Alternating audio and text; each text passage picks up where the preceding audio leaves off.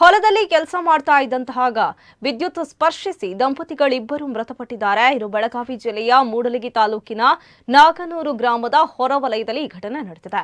ನಾಗನೂರು ಗ್ರಾಮದ ಮುತ್ತಪ್ಪ ಶ್ರೀಶೈಲ ಮುಗೋಳಖೋಡ, ರಾಜಶ್ರೀ ಮುಗೋಳಖೋಡ ಮೃತ ದುರ್ದೈವಿಗಳಾಗಿದ್ದಾರೆ. ಇನ್ನು ಹೊಲದಲ್ಲಿ ಕೆಲಸ ಮಾಡ್ತಾ ಇದ್ದಂತಹ ಸಂದರ್ಭ ವಿದ್ಯುತ್ ಸ್ಪರ್ಶಿಸಿ ಅವರು ಮೃತಪಟ್ಟಿದ್ದಾರೆ.